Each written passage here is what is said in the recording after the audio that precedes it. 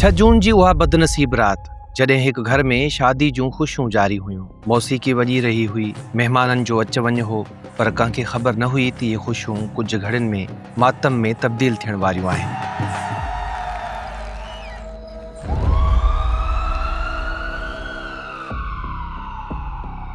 हीउ ॾुखाईंदड़ वाक़ियो नौशरो फेरोज़ जे इलाइक़े दरिया ख़ान मरी वेझो ॻोठ उस्मान ख़ासकेली में पेश आयो, जिते 23 वरहनि जो नौजवान दिलावर ख़ासकेली खे संदसि वॾे भाउ जी शादी वारी राति बेदर्दी सां क़त्ल कयो वियो।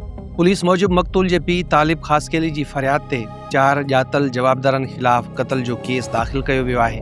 फ़रियादी तालिब हुसैन ख़ासकेली जो चवणु आहे त संदसि पुटु दिलावर कुझु ॾींहं अॻु मङणो कयो हो ऐं घर में संदसि वॾे पुट जी शादी जूं तयारियूं ऐं तक़रीबूं जारी हुयूं, पर कंहिं सोचियो बि न हो त उहा राति हिकु अहिड़ो क़यामत ख़ेज़ मंज़र खणी ईंदी। मुबैना तौर ते मङणे वारे मामले तां जवाबदार धुर नाराज़ हुई ऐं धमकियूं पिणु ॾिनियूं वियूं हुयूं त नतीजा भोगणा पवंदा। वाक़े वारी राति शादी जी महफ़िल जारी हुई त जवाबदारनि मां हिकु मुस्तफ़ा ख़ासकेली दिलावर खे ॿाहिरि अचण जो चयो ऐं दरिया ख़ान मरी हलण जो बहानो करे साण वठी वियो। उन खां पोइ हू वापसि न मोटियो। कुझु देरि बाद जॾहिं ॻोल्हा शुरू थी त दिलावर जूं रड़ियूं कमंद जे फ़सुल मां ॿुधियूं वियूं, जिते पहुची घर भातियुनि खे सख़्तु ज़ख़्मी हालत में ॾिठो।